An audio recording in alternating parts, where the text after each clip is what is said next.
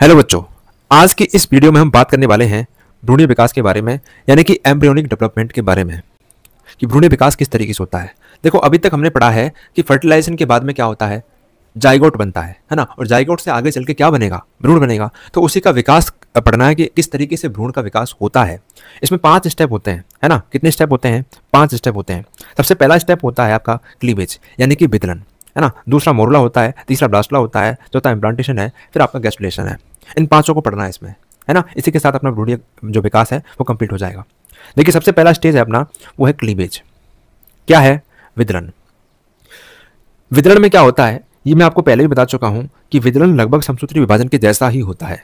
कैसा होता है? समसूत्री विभाजन के जैसा ही होता है। जैसे मान के चले एक कोशिका है ना। इसमें अगर समसूत्री विभाजन होगा तो वो किस तरीके से होगा कि 2 कोशिकाएं बन जाएंगी इसके जैसी ही।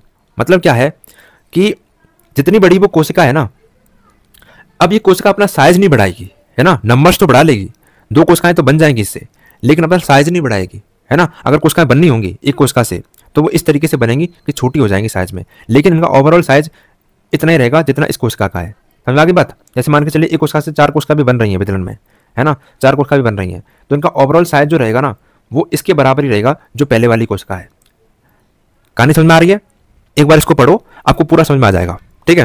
देखो, निषेचन के बाद जाइगोट में लगातार माइटोटिक डिवीजन होते हैं, समसूत्री विभाजन होते हैं, जिसे क्या कहते हैं? क्लीवेज कहते हैं, है ना। और इन विभाजनों से क्या होता है? ब्लास्टोमियर्स बनते हैं। मतलब एक कोशिका में, यानी कि जाइगोट में जब विभाजन होगा तो इससे जो कोशिकाएं बनेंगी उनको आप क्या कहोगे?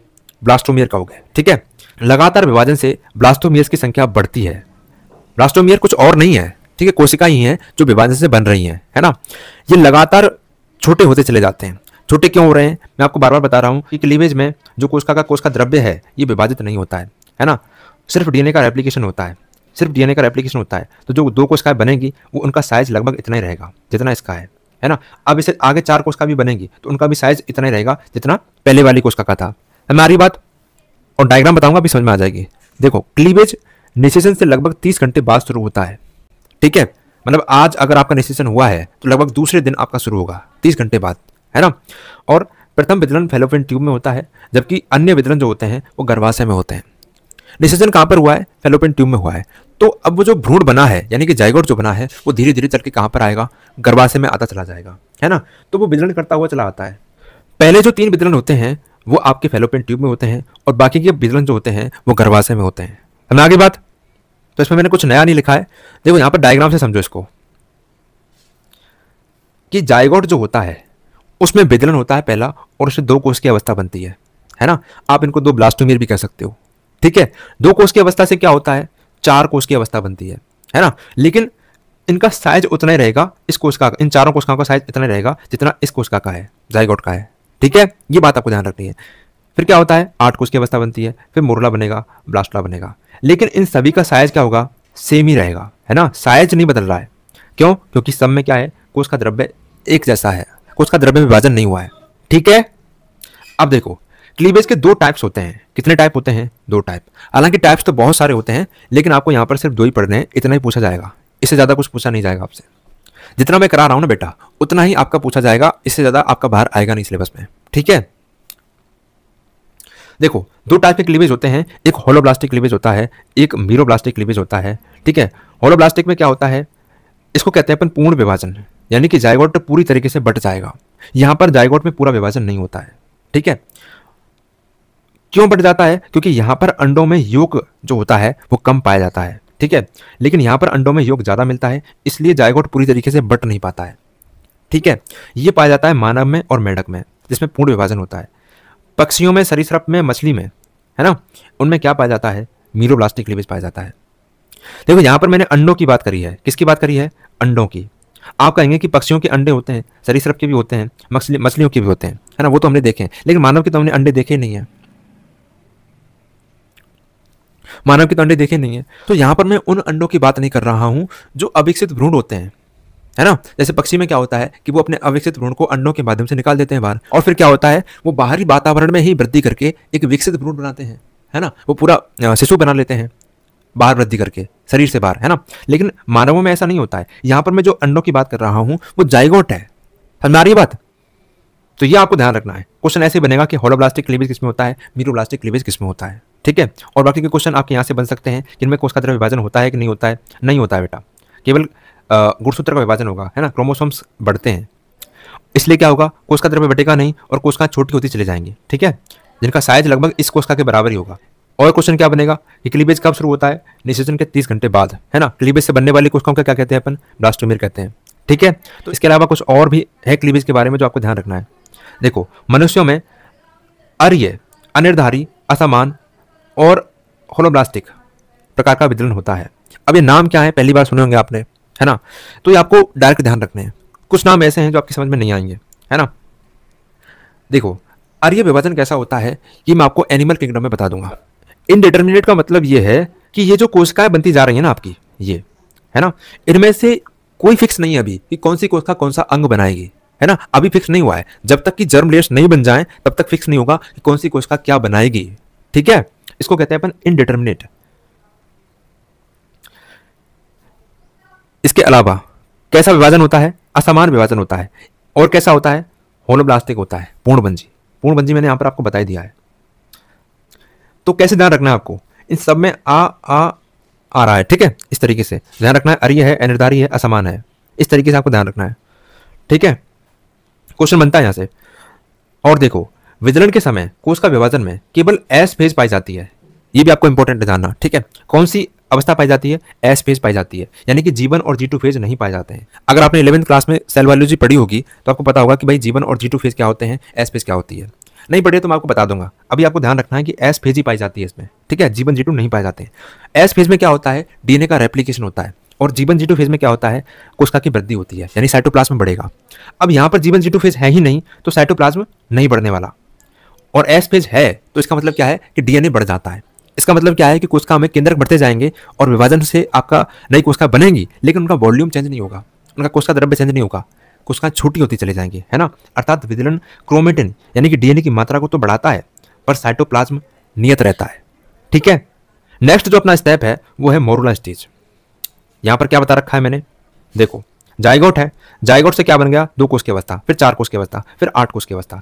अब 8 से 32 कोश की अवस्था को आप मोरुला कह सकते हो। कई जगह पर आपको 8 से 16 कोश की अवस्था भी लिखी मिलेगी, है ना। इसके अलावा 64 कोश की अवस्था को क्या कहोगे आप, ब्लास्टुला कहोगे, ठीक है। अब मोरुला क्या होता है, जाइगोट में विदलन से 8 से 32 कोश की अवस्था बनती है जिसको अपन मोरुला कहते हैं, ठीक है। इसकी पहचान ये होती है कि ये ठोस गेंद की जैसी रचना होती है जिसका आकार जाइगोट के जितना ही होता है।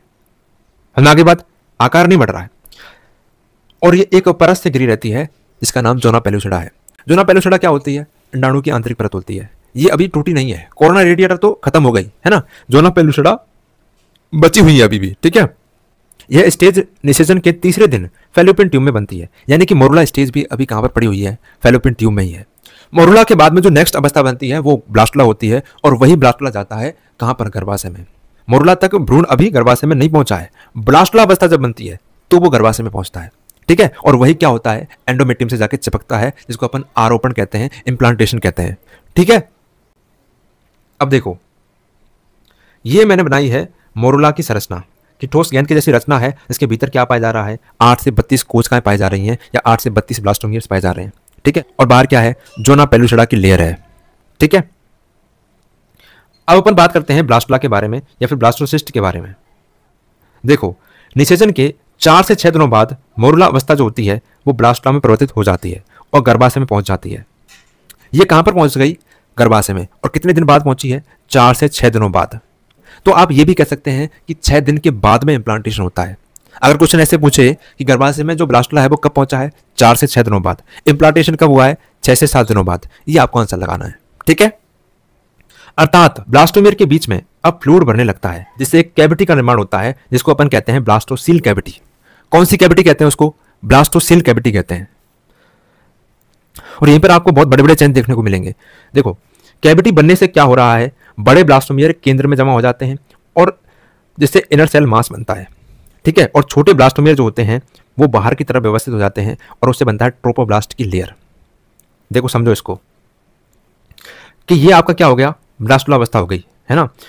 तो इसमें क्या होता है कि जैसे कैविटी बनती जाएगी, फ्लूइड बढ़ता जाएगा, तो क्या होगा कि जो बड़े ब्लास्टोमियर है ना वो सेंटर की तरफ जमा होते चले जाते हैं, है ना। और सेंटर में भी एक तरफ होंगे, है ना, पूरे बीच सेंटर में नहीं होते, इस तरीके से आपके जमा होते चले जाते हैं। और जो छोटे ब्लास्टोमियर होते हैं ना, वो आपकी पर्दी की तरफ जमा होते चले जाते हैं। समझ में आगे बात। और बीच में क्या बढ़ जाएगा, फ्लूइड, ये कैविटी बन जाएगी आपकी। ठीक है, तो ये जो छोटे ब्लास्टोमियर है ना, जो कि कहां पर जमा है, पर्दी की तरफ, ये आगे चल के क्या बनाएंगे, भ्रूण की परत बनाएंगे। ठीक है, और जो बड़े ब्लास्टोमियर इस साइड में जमा हुए हैं, केंद्र की तरफ है ना, एक तरफ जमा हुए हैं, ये भ्रूण बनाएंगे। ठीक है, और यही मैंने आपको यहां पर लिखा है कि जो बाहर की तरफ जो ब्लास्टोमियर हैं उनको आप ट्रोपोब्लास्ट कहेंगे, और ये क्या बनाएंगे, भ्रूणे झिल्ली तथा अपरा यानी कि प्लीसेंटा बनाएंगे। ये बहुत इंपॉर्टेंट है, क्वेश्चन बनता है यहाँ से। ठीक है, और जो केंद्र की तरफ बड़े ब्लास्टोमियर हैं वो इनर सेल मास बनाते हैं, और इनर सेल मास से क्या बनता है बेटा, भ्रूण का विकास होता है। क्या होता है, भ्रूण बनता है। हमें आगे बात। और जो बीच में पड़ा हुआ है ये आपके क्या है, फ्लूइड से भरी हुई कैविटी है, जिसको अपन कहते हैं ब्लास्टोसील कैविटी, एल और लगा लेना यहाँ पर। ठीक है, ब्लास्टोसील कैविटी। और जो बाहरी परत है वो आपको पता ही है कि जोना पेलुसिडा की परत है। क्या ध्यान रखना है आपको यहाँ पर कि कौन सी परत से क्या बन रहा है। ठीक है, इसके अलावा एनिमल पोल क्या होते हैं, वेजिटल पोल क्या होते हैं, ये मैं आपको बता चुका हूं। नेक्स्ट जो अपनी स्टेप है ना, वो है इम्प्लांटेशन। क्या है, आरोपण। यानी कि अब जो भ्रूण है ना, वो आरोपण के लिए उपयुक्त बन चुका है ना। ब्लास्टोसिस्ट का गर्भाशय की भित्ति से जुड़ना ही आरोपण कहलाता है, और ये निषेचन के 7 दिन पश्चात होता है। ठीक है, तो ये देखिए यहां पर मैंने इम्प्लांटेशन बताया है, ये पूरा गर्भाशय बना रखा है, जिसमें ये 6 से 7वें दिन भ्रूण यहां से चल के यहां पर पहुंच जाता है, और ये गर्भाशय की एंडोमेट्रियम से चिपक जाता है। ठीक है, इम्प्लांटेशन ऑफ ब्लास्टोसिस्ट। ठीक है, और ये आपकी एंडोमेट्रियम की परत बता रखी है, ये सर्विक्स पैजाना हो गए। समझ में आगे बात, कोई कठिन नहीं है, आराम से समझ सकते हो। अब देखो बहुत इंपॉर्टेंट लाइन है कि ब्लास्टोसिस्ट की बाहरी परत, जिसको अपन ट्रोपोब्लास्ट भी कहते हैं, है ना, और गर्भाशय की आंतरिक परत यानी कि एंडोमेट्रियम, ये दोनों साथ जुड़ती हैं। तो आपसे यही क्वेश्चन पूछा जाएगा, क्वेश्चन में कंफ्यूज कर देते हैं कि ब्लास्टोसिस्ट की आंतरिक परत थी और गर्भाशय की बाहरी परत थी। एक ऑप्शन तो ऐसे दे देंगे, दूसरा ऑप्शन देंगे ब्लास्टोसिस्ट की बाहरी परत थी, गर्भाशय की बाहरी परत थी, है ना। तीसरा ऑप्शन देंगे ब्लास्टोसिस्ट की बाहरी परत थी, गर्भाशय की आंतरिक परत थी। तो इस तरीके से आपसे क्वेश्चन पूछेंगे, आपको टिक क्या करना है, ब्लास्टोसिस्ट की बाहरी परत थी और गर्भाशय की आंतरिक परत थी, है ना। इन दोनों के बीच कनेक्शन बनता है आरोपण में, और यही आपकी प्लीसेंटा भी बनाते हैं। ठीक है, हम आगे बात। ये जो मैं लाइन लिख रहा हूं ना यहाँ पर, ये बहुत इंपॉर्टेंट है, सभी लाइंस को बहुत अच्छे से पढ़ना है, छोड़ना नहीं आपको कुछ भी। ठीक है, अब देखो इम्प्लांटेशन के बाद में क्या होता है, ब्लास्टोसिस्ट माता के गर्भाशयी ऊतकों के से पोषण लेना शुरू कर देता है।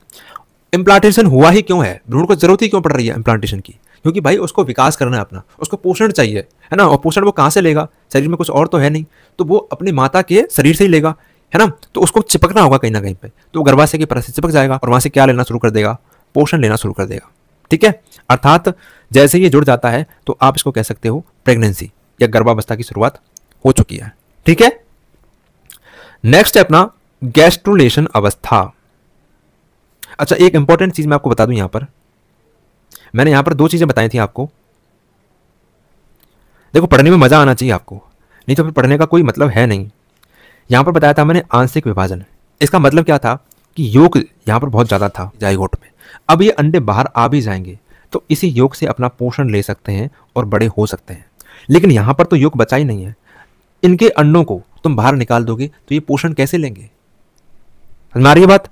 इसलिए ये क्या करते हैं, मनुष्य के शरीर से ही पोषण लेते हैं भ्रूण, है ना। कहां से लेते हैं, मनुष्य के शरीर से ही पोषण लेते हैं, और फिर वो क्या करते हैं, पूरा शिशु बना लेते हैं।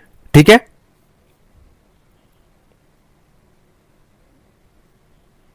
समझ आगे बातें। अब देखो नेक्स्ट जो अपना स्टेप है वो है गैस्ट्रुलेशन। क्या कहते हैं इसको, गैस्ट्रुलेशन कहते हैं। और ये 3 जर्म लेयर्स का बनना होता है। इसमें कितनी जर्म लेयर्स बनती हैं, 3 जर्म लेयर्स बनती हैं। अच्छा, ये जर्म लेयर्स क्या होती हैं, है ना, और ये सिर्फ 3 ही क्यों होती हैं। देखो जर्म लेयर्स का मतलब होता है जननिक स्तर, ऐसे स्तर जो भ्रूण में बनते हैं, और इन्हीं स्तरों से, इन्हीं लेयर्स से, है ना, इन्हीं लेयरों से भ्रूण के सभी अंगों का निर्माण होता है ना। तो 2 तरह के प्राणी होते हैं, एक होते हैं द्विजनन स्तरीय यानी कि डिप्लोब्लास्टिक, है ना, और एक होते हैं ट्रिप्लोब्लास्टिक 3 जनन स्तरीय या त्रिस्तरीय। तो प्लेटीहेल्मिन्थी से लेकर के जितने भी प्राणी हैं ना कॉर्डेटा तक, वो सभी कैसे हैं, 3 जनन स्तरीय हैं, 3 जर्म लेयर्स का निर्माण होता है। इसका मतलब क्या है कि हमारे शरीर में जितने भी अंग बन रहे हैं, क्योंकि हम कॉर्डेटा में आते हैं, है ना, उन सभी में क्या होता है, 3 जर्म लेयर्स से हमारे अंग बनते हैं, है ना। अभी इनके बारे में अपन बात करेंगे। देखो इस चरण में ब्लास्टोला में 2 महत्वपूर्ण परिवर्तन होते हैं। एक परिवर्तन होता है जर्म लेयर्स का निर्माण, और दूसरा होता है मॉर्फोजेनिक मूवमेंट। मॉर्फोजेनिक मूवमेंट से ही जर्म लेयर्स बनती हैं। समझ में आ गई बात? दोनों अलग अलग स्टेप नहीं है, लेकिन मैंने लिख दिए हैं। देखो, एक होता है जर्म लेयर्स का निर्माण। जर्म लेयर्स का निर्माण, इसमें क्या होता है, इम्प्लांटेशन हो गया, भ्रूण का रोपण हो चुका है। अब क्या होगा, जो ब्लास्टोमियर्स थे, जो कोशिकाएं थीं, उनमें वितरण विभाजन क्या हो जाते हैं, स्लो हो जाते हैं, और क्या होने लग जाएंगे, समसूत्री विभाजन शुरू हो जाएंगे। अब समसूत्री विभाजन हो रहे हैं तो कोश का द्रव्य भी बढ़ाएंगी और डीएनए भी बढ़ाएंगे, है ना। तो सब कुछ बढ़ता चला जाएगा, तो बॉडी का आकार भी बढ़ेगा, है ना, भ्रूण का आकार भी बढ़ेगा। अभी तक भ्रूण का आकार नहीं बढ़ा था, लेकिन अब बढ़ना शुरू हो जाएगा। तथा इनर सेल मास से 3 जर्म लेयर्स का निर्माण होता है। इनर सेल मास क्या था, जो भ्रूण बना रहा था, है ना। तो इनसे क्या होता है, 3 जर्म लेयर्स बनती हैं, एक्टोडर्म, मेसोडर्म और एंडोडर्म, है ना। ये तीनों लेयर्स क्या होती हैं, शरीर के निश्चित अंगों का निर्माण करती हैं। जैसे बाहरी परत जो होती है एक्टोडर्म, वो क्या बनाती है, नर्वस सिस्टम और स्किन के लिए जिम्मेदार होती है। ये फिक्स है ना। ये आपको पता होना चाहिए कि कौन सी लेयर क्या बना रही है, और ये फिक्स होती है, बदलती नहीं है। नर्वस सिस्टम का पूरे का निर्माण किसके द्वारा होगा, एक्टोडर्म के द्वारा। इसके अलावा स्किन का निर्माण भी बाहरी परत से ही होता है ना। जो भी आपकी स्किन बनेगी, तो जो आपकी त्वचा है वो इसी बाहरी परत से बनती है, एक्टोडर्म से बनती है। अगर मध्य परत की बात करें तो इससे क्या बनता है, मसल्स बनती हैं, बोन बनता है और सर्कुलेटरी सिस्टम बनता है ना। तो सर्कुलेटरी सिस्टम में जितने भी ऑर्गन्स हैं, चाहे वो हार्ट है, चाहे आर्टरी है ना, कार्टिलेज है ना, और आपकी जो हड्डियां हैं, चाहे मसल्स हैं, जो भी इससे रिलेटेड है, चाहे वो ब्लड हो गया, उस सब का निर्माण आपकी मेसोडर्म से होता है। समझ में आ गई बात? इसके अलावा आप लिख लेना कि जननांगों का निर्माण भी इसी परत से होता है। जो जननांग होते हैं ना मनुष्यों में, उनका निर्माण भी मध्य परत से होता है। एंडोडर्म जो बनाती है वो आपका बनाएगी डाइजेस्टिव ट्रैक्ट, है ना, लंग्स, लीवर, पैनक्रीज, इन सब को बनाती है एंडोडर्म। नेक्स्ट है आपकी मॉर्फोजेनिक मूवमेंट। 2 चीजें मैंने बताई थी इसमें, एक तो आपकी जर्म लेयर्स का निर्माण होता है, एक आपका मॉर्फोजेनिक मूवमेंट। देखो, मॉर्फोजेनिक मूवमेंट के द्वारा ही आपकी जर्म लेयर्स बनती हैं। गैस्ट्रुलेशन के दौरान होने वाली वे सेल मूवमेंट जिनसे एक ब्लास्टुला गैस्ट्रुला में बदल जाता है। किस में बदल जाएगा, गैस्ट्रुला अवस्था में बदल जाएगा। और इन मूवमेंट से क्या होता है, जर्म लेयर्स व्यवस्थित होकर के शरीर की रचना बनाती हैं। ठीक है, 2 तरह की ये मूवमेंट होती हैं, एक होती है एपिबोली और एक होती है एम्बोली। एपिबोली का मतलब होता है कि बाहरी परत का निर्माण करना, यानी कि एक्टोडर्म बनाना, और एम्बोली का मतलब होता है आंतरिक परत का निर्माण करना, यानी कि मेसोडर्म या फिर एंडोडर्म बनाना, है ना। तो ये इस तरीके से होता है। तो यहीं पर आपका ये पूरा टॉपिक कंप्लीट हो चुका है। नेक्स्ट जो अपना टॉपिक है ना, वो है गैस्टेशन पीरियड, यानी कि गर्भ अवधि, है ना। तो उसको अपन नेक्स्ट क्लास में पढ़ेंगे।